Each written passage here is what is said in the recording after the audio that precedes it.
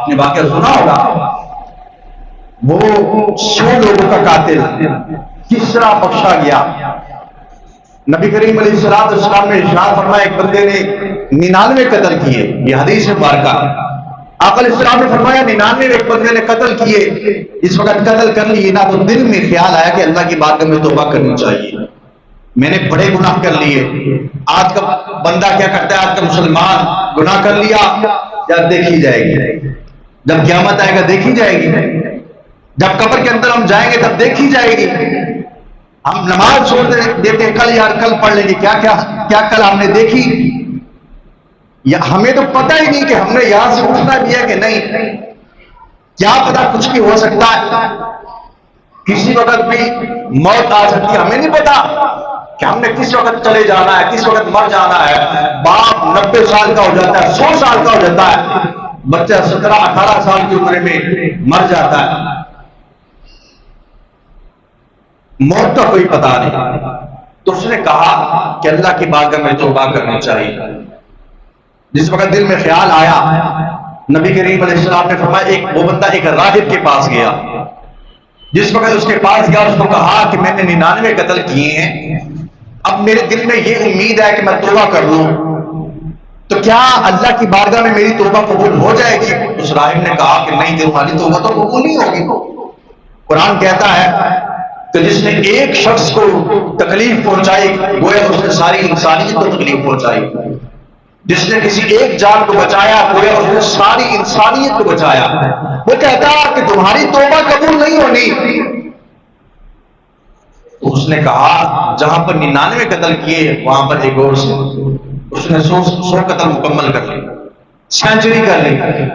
کچھ عرصے کے بعد دل میں پھر خیال آیا، نبی کریم صلی اللہ علیہ وسلم نے ارشاد فرمایا اس بندے کے دل میں جس وقت خیال آیا تو وہ ایک بندے کے پاس گیا، اس کو اس نے کہا کہ خیال رکھنا میں نے 100 قتل پہلے کیے ہیں، پچھلے بندے نے مجھے کہا تھا کہ تمہاری توبہ قبول نہیں ہو سکتی، تمہارے پاس آیا ہوں۔ وہ بندہ اس بندے کو ایک عالم کے پاس لے کر گیا، حدیث پاک کے الفاظ، ایک عالم کے پاس لے کر گیا۔ جس وقت عالم کے پاس پہنچا تو اس نے اپنا معاملہ پیش رکھا، پیش کیا کہ میں نے 100 قتل کیے ہیں، تمہارا اس کے بارے میں کیا خیال ہے کہ اللہ کی بارگاہ میں توبہ قبول ہو جائے گی؟ تو یہاں سے ایک بات ثابت ہوتی ہے کہ کوئی بھی مسئلہ ہو اس کو اپنے تئیں نہیں پڑھا جانا چاہیے۔ اگر کوئی مسئلہ درپیش آئے تو اس کی توضیح اور تفسیر کے لیے کسی عالم دین کے پاس جانا چاہیے۔ آج کا مسلمان کیا کرتا ہے، 2 منٹ کا کلپ دے کر اپنا عقیدہ خراب کر بیٹھتا ہے۔ آج کل سوشل میڈیا مفتی بنی ہوئی ہے، گوگل مفتی بنی، چیٹ جی پی ٹی مفتی بنی ہوئی ہے، یوٹیوب سب سے بڑا مفتی ہے۔ خود علماء نے لکھا کہ قرآن کا ترجمہ بھی خود نہیں پڑھنا چاہیے۔